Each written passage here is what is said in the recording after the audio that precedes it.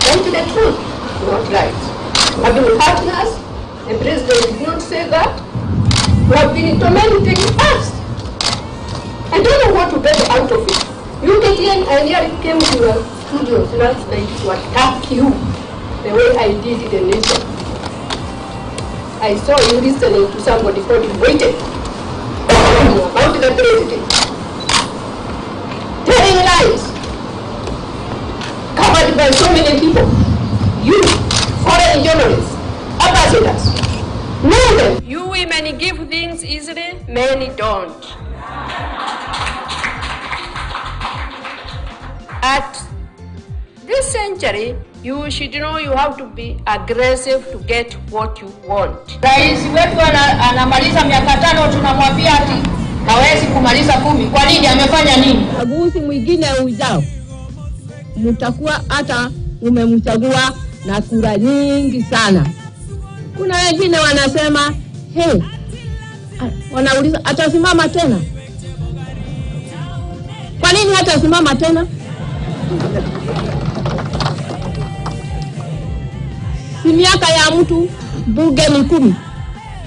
Ni 10. Basi yeye angali kijana. Mimi na watoto wangu hatuoni yeye ni mzee.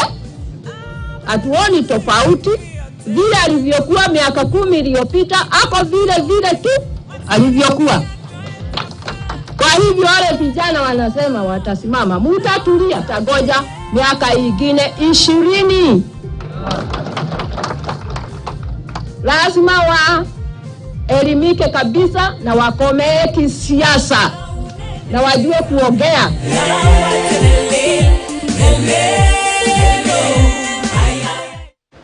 Right, the late First Lady Lucy Kibaki there, just remembering her as well. For more archives, you're watching Sokoni here on Morning Prime.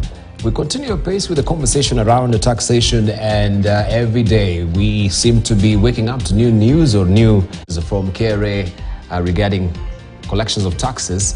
And now we have it on eCitizen as well, where they will be eyeing eCitizen's data to catch tax cheats, as it's put today in the Daily Nation. Taxman seeking to use third-party data from the eCitizen platform to catch individuals and firms evading tax as part of its strategies to hit its tough revenue targets.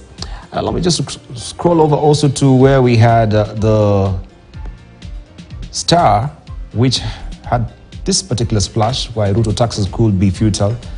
This is what also the control of budgets is warning. Sharp surge in the cost of living, triggered mainly by unprecedented also fuel costs as well.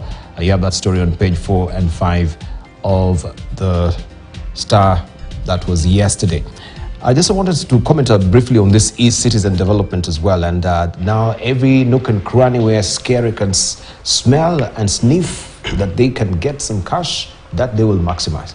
But where do you also breach that particular demarcation line on my data protection and my data privacy? The bill allow me to start from the premise of agreeing with Senator Bilo that Kenyans are overtaxed already, as it were. And I think government needs to look at a way of loosening the noose a little bit. I think Kenyans would end up paying more tax if the economy was allowed to grow even much faster than it's currently growing. It would be more willful than when it seems to be something that they are being compelled and government is looking for every means to collect tax. But I'm alive also the ball on the other side that the Bible says give to Kaiser what's Kaiser's. So paying tax is a good thing, and it's a civic duty that citizens need to pay. And I think data becomes useful in terms of what you always call the true north. Mm-hmm. Let people pay what they need to pay taxes on. Of course, I'm also alive to the rider that tax avoidance is not illegal, but tax evasion is illegal. So indeed, if utilizing data from eCitizen is going to help, I don't think it's a bad thing. However, it has got to be done within the law. I know the Data Protection Act has come into being, but its actual operationalization still lacks certain things. I think for me, the major fact that we haven't got the ICT practitioners law in place. No matter how hard we try to implement the privacy and data protection laws, we're still going to have a problem. So that aspect is in the data protection law is in place. We need to protect people's private data to the extent that the law permits. But I also was watching the BAL last night. Government is launching what's called now Maisha number, as opposed to the Huduma number, and perhaps equally to do similar work as was meant to be done by eCitizen as well as Huduma number. The one positive thing I heard yesterday was that government is not going to look for new budget. Some of us who are pretty vocal against Huduma number, it was a fraud for us from day one because of the way it was constituted. And we did right, we did go public, the articles we wrote about it. But that is not entirely true, because government is going to use 1 billion shillings to roll out that Maisha number. Okay, yeah, from the previous 10B, yeah. So I stand guided because I was watching the Principal Secretary of Immigration.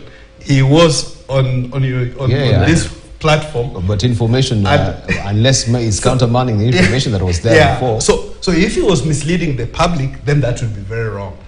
And at any rate, if it's 1 billion to be utilized, I think if they worked with professionals, informaticians in this regard, and reuse systems that are already in place, including the National Bureau already has the IPRS, the Integrated Population Registry system. So if we can reuse as much of it as possible, we don't need to spend extra taxpayers' money. But above all else, the BAL, I do know that on the same show, the concerned immigration officer was saying they've been meeting civil society. I appreciated a few civil societies I saw on show with them. But I think they also need to meet professionals in this sector. I don't think they have utilized the data scientists that we have in this country and the technicians as well. But also take advantage of what problem are we trying to solve? Coming up with a knee-jerk solution without a well-thought-out approach, it could be problematic. Countries like Estonia and Rwanda have smart cards, which I think is what government is trying to achieve. Thanks. But it needs properly being thought out. Right. But above all else, data privacy and data protection, whatever is being done should be done within the premise of the law. So, you want to chime in on this is eCitizen? Yeah, I think there's an attempt by the government to encroach on the rights of Kenyans in many aspects, particularly with regard to data. You've seen the government trying to, and they did, it went all the way to courts and on the telephone that the government will, the device management and listen to all these things. Yes.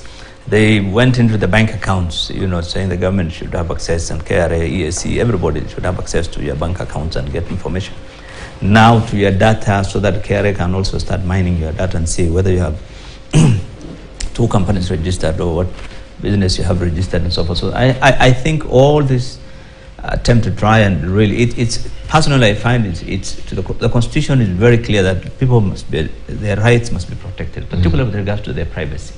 But I think using all these government institutions to try and get information, it's not a very good thing. I won't support it. Even this Maisha card, by the way, the 1 billion is just for the pilot aspect that they're starting, but it's going to cost more once they start running it now for the entire country. And you then ask, what is our priority?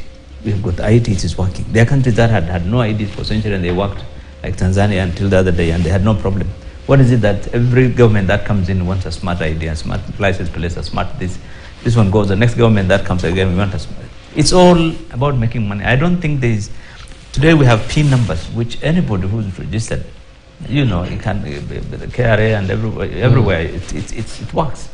eCitizen is very efficient. On your ID, you put in, you get access to hundreds of services. Then you come up with another one, and next the government will come and say, will come up with again. It's all up. I don't know, but I think we seem to be looking for every opportunity to make money, and it's easy to convince Kenyans. You say this thing is because of this. So when you bring stakeholders, obviously people will not And the stakeholders should be telling us then why have they not also be talking about that issue that you raised is what I actually was orienting my thoughts with this as well, that we have your phone, that the government has a device, they call it a device management system, that they can actually, it's sort of really spying on me. And this has been a huge debate also in the US when we had, is it El Chapo or is it Pablo Escobar? And the government, the FBI wanted to actually get data because they could not actually get data from the iPhone. And the iPhone was very categorical that, you know, once you've signed to the client, that's his right. You cannot come and infringe on my rights. You cannot breach and get the data from there. So that was not really allowed. Why then should we? And I remember this was also a debate with a bill that they had tried to come up with, even with the previous administration before, during the Mwai Kibaki time, there was the phone bagging bill that was there. So is the government really latching on that? And why should it be very invasive that they can listen into my phone calls, my conversation, they can read my text? Why would we give the government such rights? Patrick Oba. No, I always know you ask me those difficult questions first. I think, Dibal, in my view, we are going through the birth throes of technology, IT. And the whole essence of the amount of data that is now becoming available within the global IT system. Yeah? We are here talking about, eCitizen and the data it has, right? My ID, details my basic data is available in everything. Correct. Whether it's my mobile phone, whether it's whatever it is, they know me, yeah? And they can find me wherever they want, using whatever they need to find out. This is just a little bit more data about, in eCitizen, all the things I've registered, yeah? It's more mainly around the registration, my passport, my businesses, my whatever. That is what sits in eCitizen, right? So they're now going to find out a little bit more data about Patrick Oba. Now, every time you're walking with your phone and you've got your Google, whatever it is, they know where you're going, right? And you're not even conscious of that, right? And you walk into Carrefour and you sort of, you got their app and you're buying stuff and everything else. They know what you're buying and they know your buying habits. This day and age, in terms of the amount of data on individuals that is out there, is phenomenal. There are clever people who are actually now sitting down, data analysts, who are now being able to collect all that data, which you don't know is there, right? Somebody sitting in Estonia, right, can just go through Google and all this other stuff and pick up all the data about you. Doesn't have to sit in here. And the data protection person here cannot catch them, wherever it is, because these are global platforms. So I think I'm a realist. I know my data is out there. I've just got to be careful what data I put into places, right? But if it's out there, it is out there and it's going to be found. So make sure that you are a person who is legit. What you do is above board and everything else. And that data, if somebody goes to look at it, my taxes have been paid, my business permits are in line, whatever it is, everything is done properly. And I'll then sleep in peace, right? What KRA is doing is what other data analysts are doing anywhere else in the world. And the fact that they're sitting in Cyprus instead of here means that they can do it and KRA can't. So, I mean, they're pushing a legitimate boundary, right? But what I'm asking is... They're caught by the laws in Kenya, right? Because they're operating in this country, they've got to make sure that if they're pushing the boundary, they push it within the law. Is it ethical?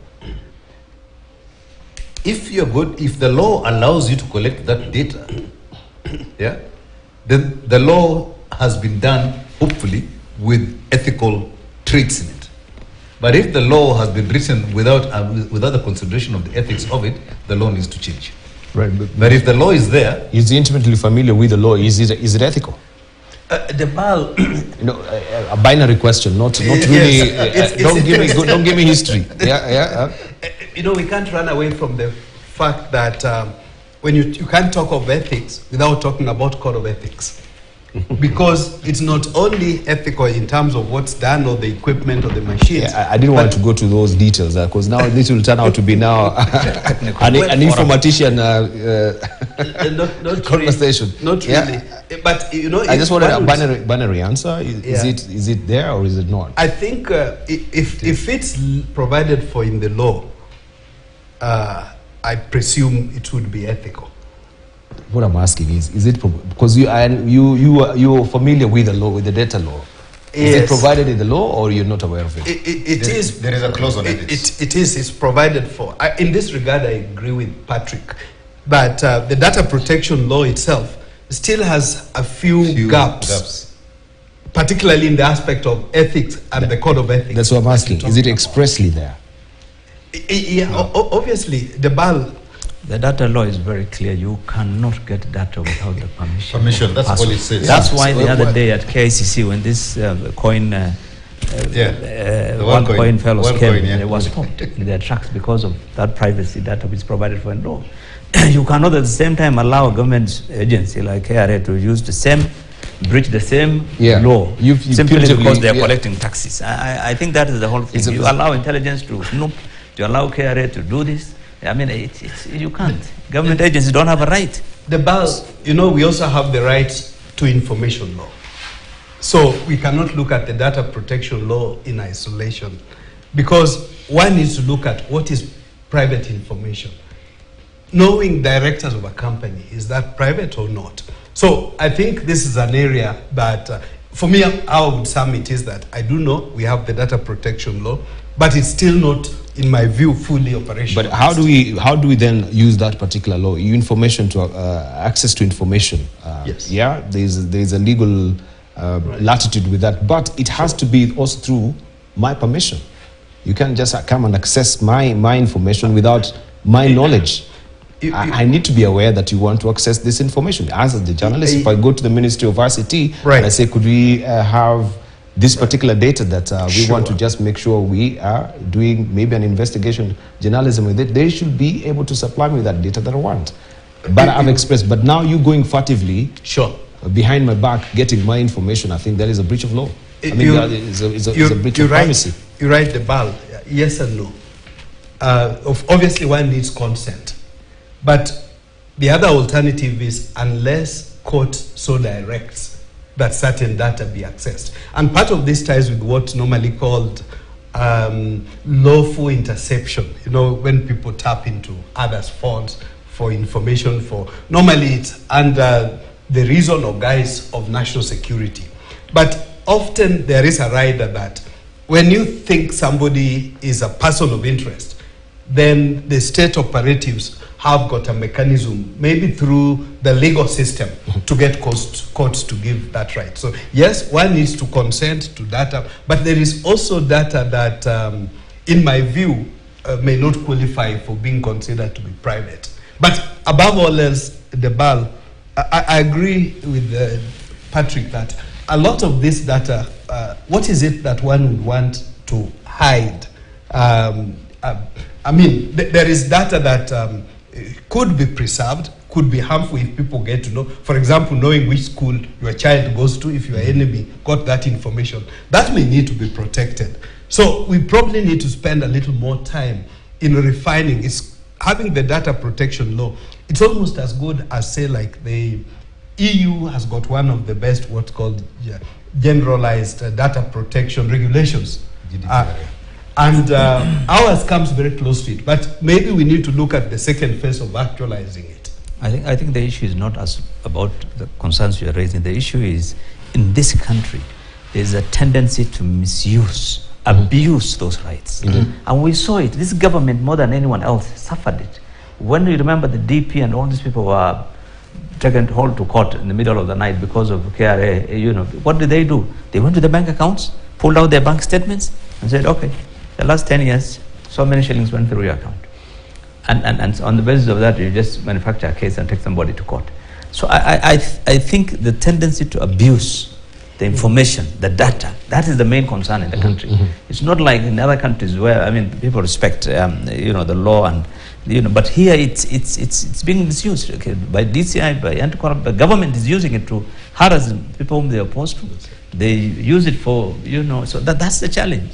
That's the challenge we have in the country. I think the key thing, one of the things as users of digital technology, we have to be very careful when we sign up into any particular thing in the digital space. When you sign up, like they used to talk about the insurance. There's a small, the small print in an insurance policy. Before, you used to have this big document, and 60% of it was a small print about the rules, and the policy itself was only, it was actually less. So 20% was policy, 80% was the rules. When you sign up to any app, any place that your information is going to go into, there is a policy, there are disclaimers potentially and stuff like that within that. Half of us, when a thing, when an app pops up, we very quickly go in, and because we're excited about what we're going to see, we sign up. We never read about the permissions that those guys, by signing up, you're giving them.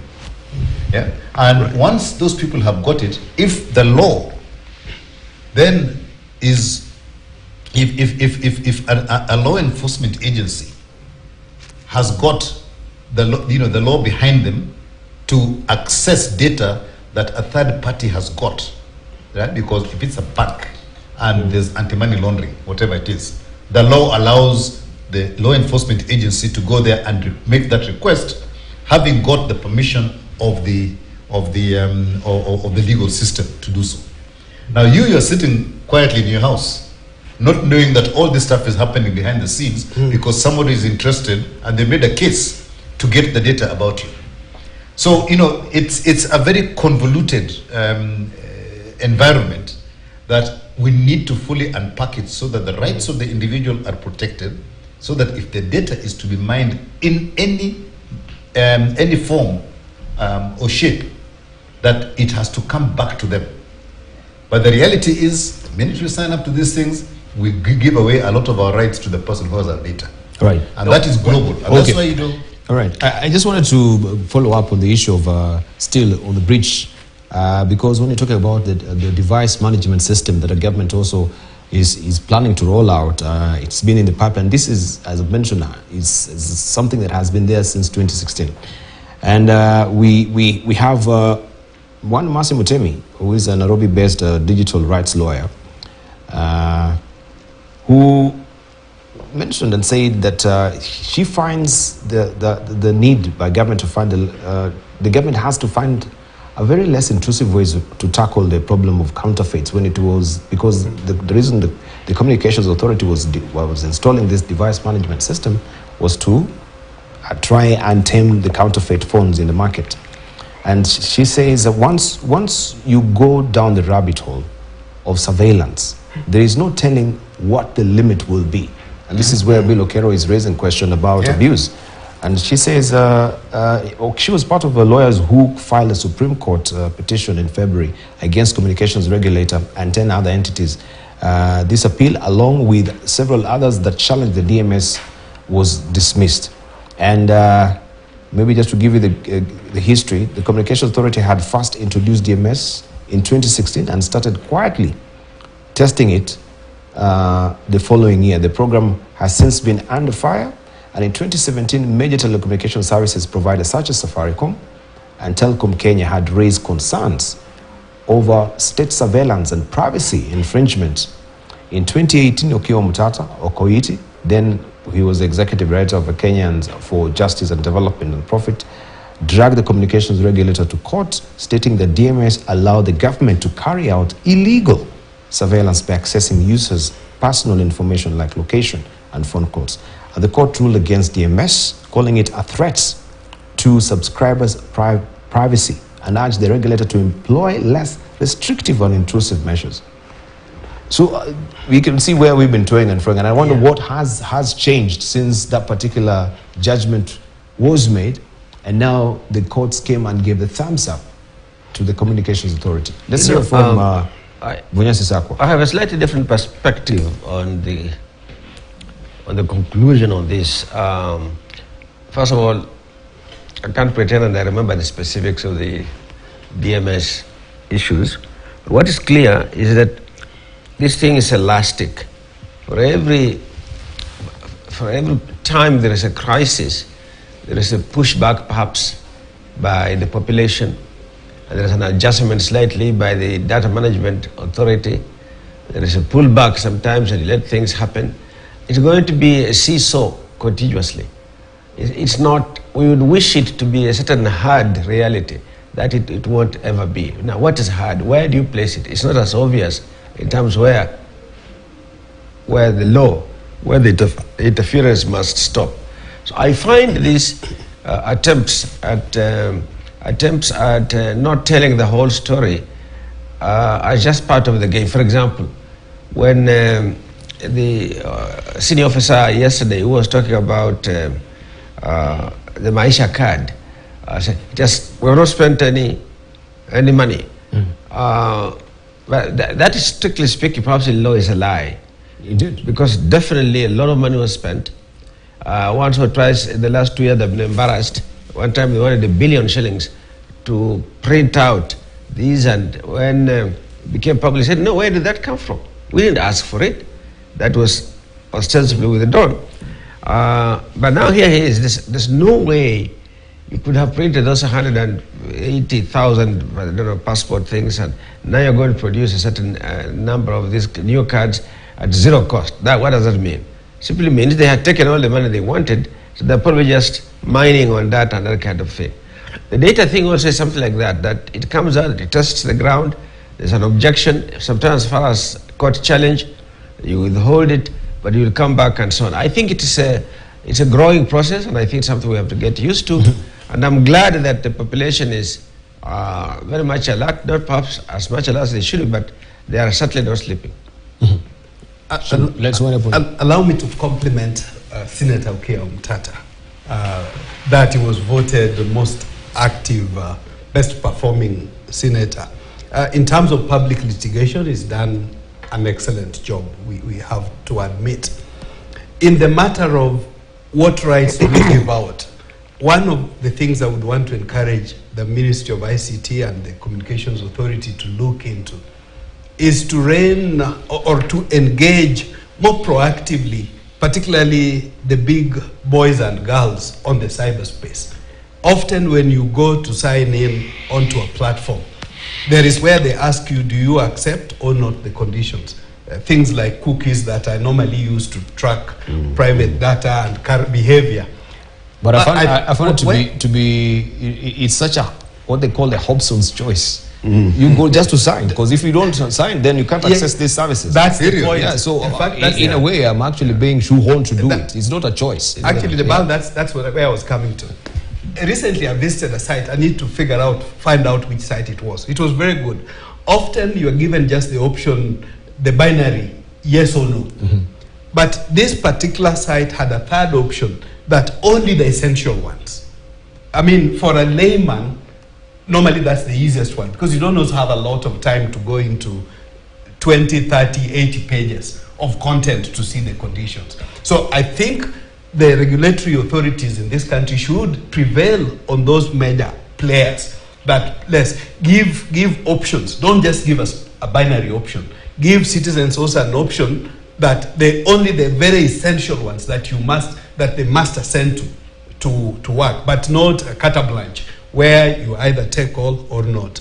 The BAL also, in this particular regard, there is artificial intelligence, which is likely to make this matter even worse. There are a number of large corporations that come with some goodies. We're going to train you on artificial intelligence for free and so on and so forth, and we clap for them. Often I shudder because the aspect of how much data mining is happening. So while we may be concerned about government mining our data, how much data is these companies, both local and foreign, mining without us even being aware? And lastly, the BAL, in terms of surveillance, one may argue that sometimes it's helpful to keep us secure. I must compliment the Ministry of Interior. Captain Simio is one of our finest when it comes to security matters. I think he was recalled from Switzerland. He's now part of an advisory team here. Let's utilize them. Let them make the best efforts to use the best, both to secure us while also protecting our privacy. And I think. Okay, let me hear from. Shem, I want to catch this on this AI. I have access to AI tools, rudimentary ones, which you can get as apps on the mobile phone. I can now ask it to do things for me. And it will pick up the BAL's data when I'm doing something on DIBAL. And I will compose something without your permission. We are getting, and the reason I'm saying that is the rate of change, the pace of change in technology. It's very fast. Our legislation cannot keep up with that pace of change. So if we're trying to go to this legislative nature of things, when the world is moving at a pace higher than legislation, we are going to be left behind in a lot of things, and breaches are going to happen because the legislation is not catching up with the reality of the pace of change of technology. So my view here is that we have to understand technology and its evolution, looking forward, and be part of the evolution of technology rather than trying to put change laws after the horse has bolted. And unfortunately, when you're talking about the protection of people's data, it's going to become a lot more difficult as technology moves on, because we rely on laws, right? The WorldCoin thing that happened, I mean, that was somebody was quite smart in what they did. They came, they registered, they did everything they needed to do, and they began collecting data until somebody all of a sudden realized people are getting money for doing it. Why? Then they began to undo that, but they went and followed all the rules. But they were now getting data that is way outside what the Data Protection Act actually says. So we are caught up in this conundrum as to, yes, we want to protect people, but technology is never going to allow us to do it. That's what I wanted to sort of pick up on the AI thing. Sure. AI is going to create all sorts of things for us. I think that is just a whole debate on AI that we don't want to gravitate into right now. Unless, Bill, you want to sum up on that bit with that particular case? No, my position is what I've said, that I think in this country the issue is not about law. The issue is the abuse. And that's why we can't trust our information, our data with the government of the Republic of Kenya. That's the challenge. It's not about security. It's to what extent they will misuse it, and they've said it oftentimes, they do it. They can do it. I mean, this is a government where IBC, in the election, experts are called, and you know, the entire data for a country is being mined by one political party expert from Zoom, and another one is doing it. And, I mean, we can sell. We sell our things left, right, and center. So that's the risk. That's why, many people are beginning to be very cautious about getting into some of these things, because the risk is we're in a country where trust is a problem, and people are looking for money, so they will sell it. That's the concern. Maybe a bigger picture issue is Article 10 of our Constitution, value systems. If the issue is because systems are as good as both the equipment as well as people who use them, but the value system that we have needs to be ingrained more into our DNA.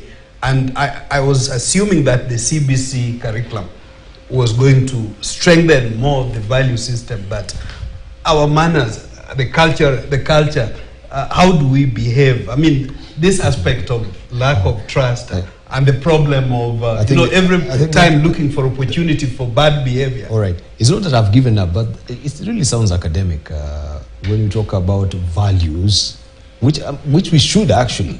Right. But it really sounds academic, and I don't know where we should begin talking about values, because it's so backed into a system that even when you talk about values, you sound a bit foreign. Right. Like what part of the world are you living in? Which should actually be the other way around, right? No, I'm not really objecting what you're saying, right? But you can see the irony of what actually I'm trying to raise in this country. That if you're in government, right, and you want to bring your values in government, that is not how the system works in government. Of course, there are good people in government, but majority also are the people who are in government. This thing is largely relative to my time. It's largely new. Some of the things that are happening now did not happen when I came out of university in the 70s. Civil service was still working. They were beginning to introduce this freedom to do business and do other things, beginning to mess it up a bit. But things largely worked. You applied for things and you got back a response, and the letters went by post and you got the blah, blah, blah. So let me tell you, we'll only know if our values are really gone 5 years from now. As we look back, we might say, oh my goodness, it was probably better then than it is now. They may be deteriorating. They aren't at zero.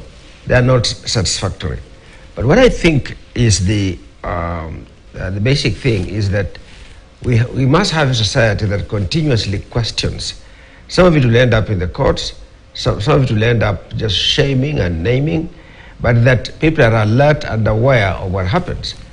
I'll give you an example in our social settings that someone makes your daughter pregnant and you go and call elders to come and sit down and talk about it, and the person will give in the goat society a number of goats, in the cattle society a cow, also in the camel, and I don't know if anything is given, maybe a whole camel is given, and people say, okay, let us not have this happen again, but if it does, we must know, and when they know, they'll get their share, which is the sacrifice they want to make.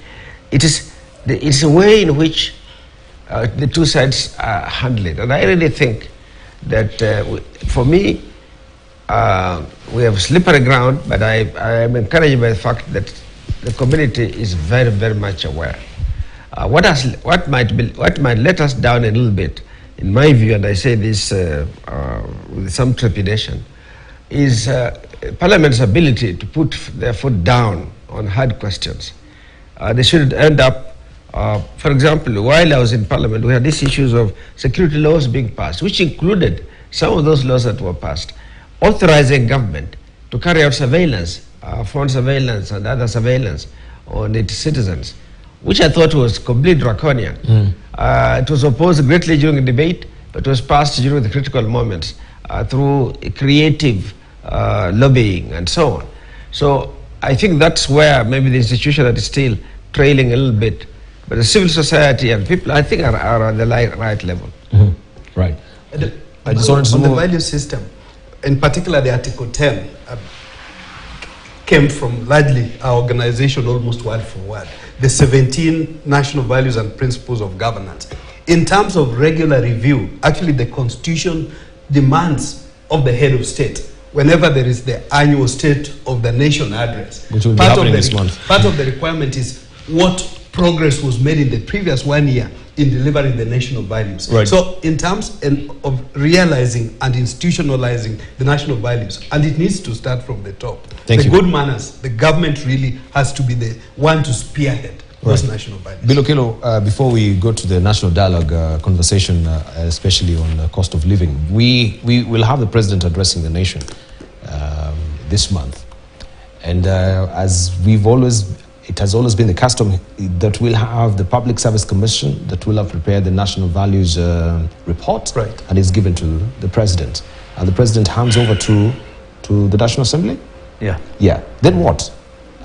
Then what? What about the report on the national value? The president in his address to the nation, he must give the government's progress on achieving the national values and goals for the past 1 year. Right.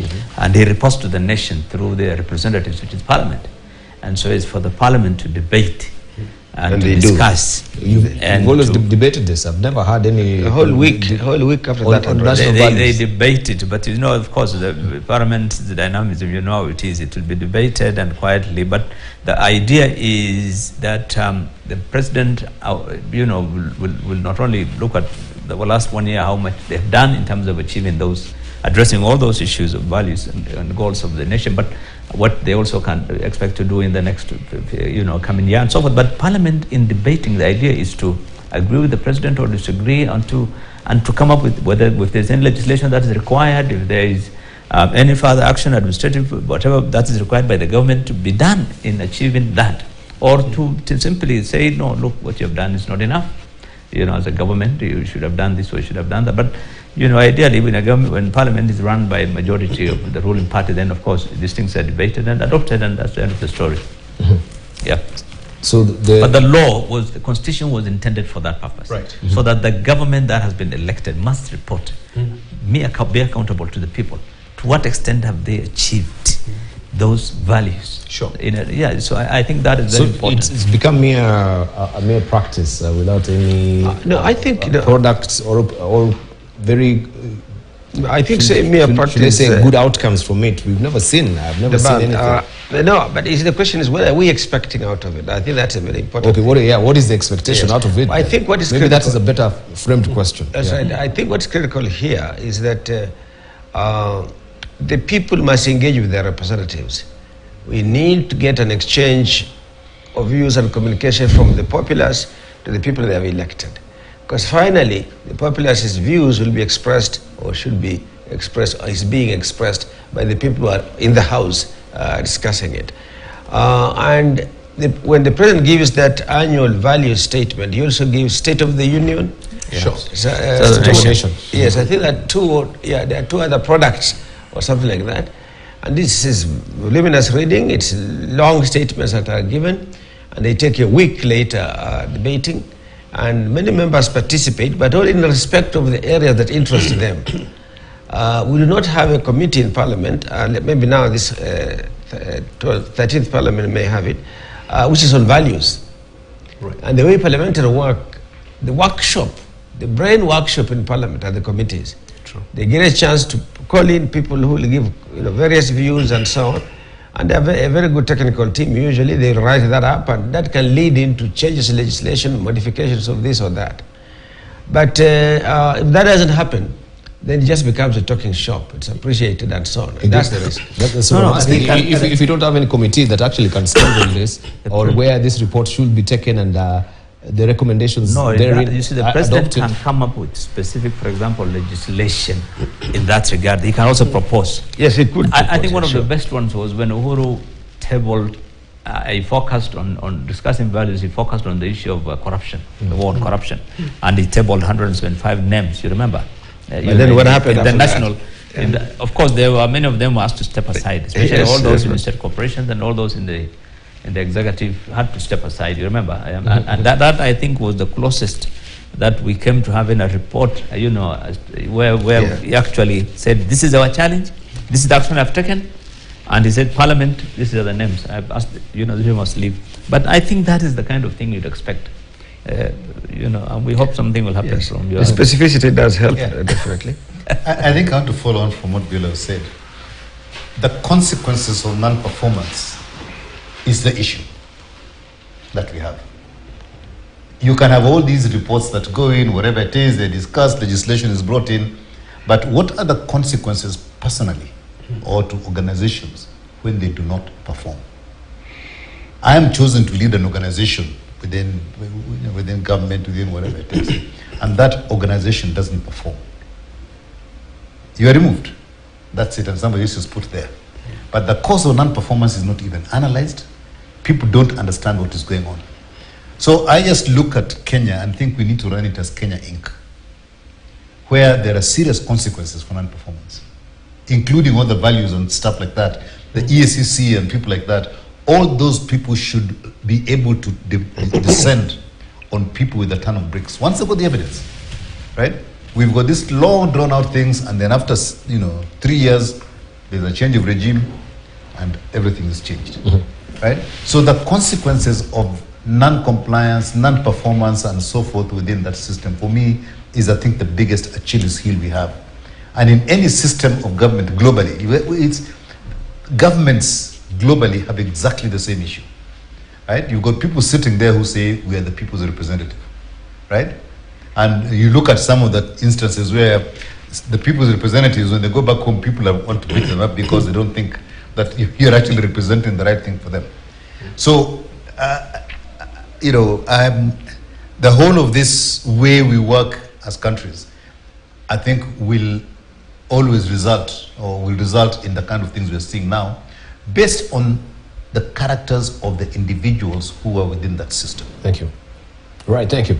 The National Dialogue Committee has begun discussions with stakeholders on ways to lower the high cost of living. The committee met with the Office of the Controller of Budget and the Institute of Economic Affairs for an expert opinion on the thorny issue.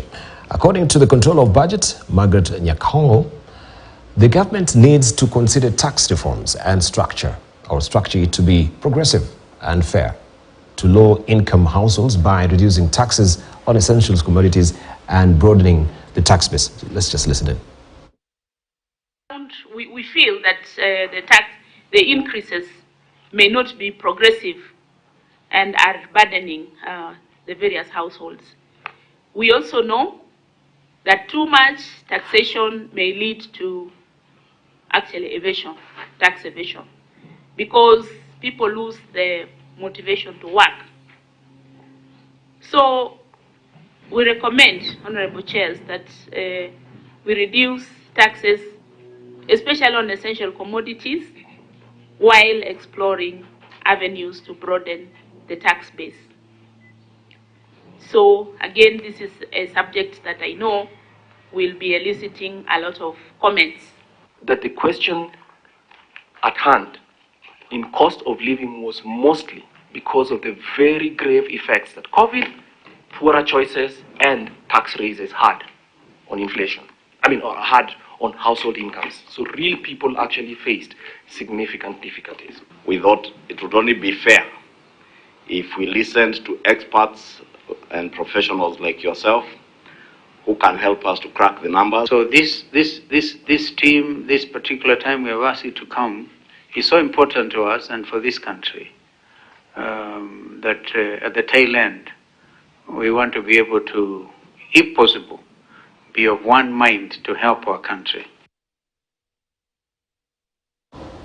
All right, and of course, the gist of it is that the futility of the taxes that is being raised right now, this is a concern for the control of budgets, a sharp surge in the cost of living triggered mainly by the unprecedented fuel costs as well. That has been some of the concerns that experts were actually and stakeholders were putting before the National Dialogue Committee. Bill Okero, you want to comment on this as well? And a small bird tells me as well that you're in the lineup next week. We shall be listening. We want to tune in. No, I think it's whatever the experts said last week, of course, it's something Kenyans have been saying, especially since the issue of the tax came up in the finance bill last year, early this year. But it's. I also think it's good that the National Dialogue team is focusing on the issue of the economy and the cost of living, because that has been one of the key things that Kenyans expected. They will look at not jobs. But finally, it was a battle, because they said we don't want to discuss this. This is not the preserve of yes, but it should be the it's also government's instructive business. to note that those in the side of the government that had been saying it will never be. Yeah, it will never. Now. That's what I'm saying. So it's a compromise of sorts. Shame.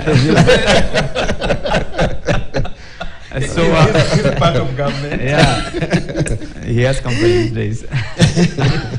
So I think it's true what the control of budget and the experts are saying is true, that taxes in this country are a disincentive to business. I'm telling you, it's becoming a major disincentive, and we've seen this in the reports that are now coming out. How much the government is losing in this sector and that sector because of the higher tax rates and so forth. So I think I was looking at some data the other day during the COVID, when the government reduced the taxes on pay-as-you-earn, on corporate taxes and others, and VAT and so forth. Incidentally, the compliance was high, and KRA ended up collecting much more taxes. They said it's one of the highest. One of the times they collected more taxes. So I think I know, but let me tell you, at the end of the day, the taxes, the craze about taxes by this government is about the debt, how to finance the debt. But unless there is a serious discussion about the debt in this country, and there's a clear strategy on how to, borrow in this country, and we are not going to resolve this problem, because we are looking at a situation where, on the one hand, the government says we want to collect taxes to avoid debt, but on the other, we are also piling up the debt. And the debts are increasing. So for me, the elephant in the room is the debt, and unless we deal with that problem as a nation, as a government, we will not be. This is not going to. You cannot finance the country. You cannot develop this country by just raising taxes and taxes. People leave this country, I tell you, and everything will go underground, and the risk is already there. Right, and you can see there's an opinion there that the KRA Director General has actually put in the Business Daily regarding the tax amnesty. They've been able to at least make some mileage in terms of collection. Their target is almost the target is almost 15 billion shillings, but right now what they've managed to collect is 4 billion shillings with the amnesty. I wonder if people have taken advantage of the amnesty. Let me just try and see what he says there on page 10 of a Business Daily. If I flip it through there, he goes back. He says, there we go. He says that, just read a bit of it. The amnesty program, it says here, provides for granting of 100% waiver of all penalties and interest on principal taxes accrued up to December 31st, 2022. The amnesty commenced on the 1st September, let me just pick it up, 2023, and shall run up to June 30th, 2024. Who therefore qualifies for this amnesty? You will be eligible to enjoy the tax amnesty if you have no principal taxes owed by the KRA, but the outstanding penalties and interest for periods of up to December 31st, 2022. In this case, you will be entitled to automatic waiver of the penalties and interest related to that period and will not be required to make an amnesty application. And then we have a second level eligibility is where you have not paid all the principal taxes accrued up to December 31st, 2022. In this case, you will be required to apply for the amnesty and propose a payment plan for any outstanding principal taxes, which should be not later than June 30th. Is it working with the... When we have these amnesties, people also have calculations around it. They wonder if that is another trap, the most trap in State House that has been brought to KRA. So you walk in with, and this is another data mining of my, so I don't know how the uptake has been, but your comment as well as the... No, the uptake is normally lower, but the whole idea is to get more people who have been evading taxes to come, to become compliant. And that's a good thing actually, because you get people who have been evading taxes to come, they comply. But I have also said before, I think even in this forum, that sometimes some of these things are done with individuals in mind. I have to be very clear. There are certain businesses, certain individuals who have to bring in some money, but the bottom line is KRA knows that there are people who have tax assessments that have been done and there are issues, and then so this amnesty is the one way of trying to arrive at a compromise and resolve some of those outstanding issues, some of those outstanding disputes. But it gives them that opportunity to get more people to comply and to bring more people on board, generally on the rather than avoid. But that's what it is, and it's there every year, but with different focus. This time I think the focus is on the penalties and all that, and if you comply you get a waiver and all that. But other times when you're bringing money from outside, they're encouraging people to bring in money, or each year they come up with specific focus on the aspects of the amnesty. All right, yes, Akwa, just briefly before we take a short break. Yes, I was surprised a bit that the comment on taxes, high taxes and so on, came from the control of budget. It completely surprised me. It surprised you? Yes. It's okay, everybody's free to express their own views, but now we have somebody who should really probably be expressing views about expenditure, excessive expenditure, the wastage, things like those that can undermine the need to keep raising taxes. So her comments as an individual, I think, were okay. She's free, of course, to say that's how she observes, but as a control of budget, I think it was not good use of airtime, so to say. Having said that... But she's speaking the truth. And, but the truth... in this particular epoch of time with this administration, she's sitting before the Senate. We always bear it out the way it is. It doesn't really matter. But, you're sitting before the Senate committee. You have a unique opportunity to say, we have a challenge on the size of our budgets, on the leakage. Oh, by the way, she mentioned all that. It's just that the news clip is on. Yes, it can be misleading. But this element of taxes was not within her domain. And I would hope that it will invite the CS. They are, Monday. And we hope that Treasury will be there. He addresses it clearly. Because there are certain basic principles that one follows. We have discussed them on this panel. It's not the span that matters. It's how it is introduced when. So if it's not really in your domain, you cannot comment on it. You've gone there as maybe you're doubling in as a stakeholder and an expert. Yes, so as a stakeholder. Sometimes when people come, witnesses come before these parliamentary committees, they are sort of they shake them up a bit and so on. So you try and go somewhere in direction that you think will minimize that pressure. But I don't make that a big deal. I just thought that I hope that at the end of it we shall have got views from those who hold responsibility to deal with aspects that are beginning to be problematic to many people. One of those is that the attempts, you grow the budget substantially, you seek to finance in that fiscal year at all costs with all the speed you can. And look, for example, now, one of the biggest gains of this country, that we didn't see it that way even 5 years ago, was the free education thing. People criticized, what quality, you need help, but it's been very useful, as I conclude very quickly. But now we are going back to increased cost sharing. I know people are unable to deal with 10,000 shillings a year. And now we are going back to where we might be at 20-something, 30-something. We're going to fall back again with school dropout and low school attendance. My music is up. Time for a station break. When we circle back, of course, now we can manufacture our own or assemble our own mobile phones. But Safaricom now is asking for government subsidies because it is not able to put out a very cheap phone that is affordable, not cheap, but affordable for Kenyans as it is right now. And so we shall be discussing that as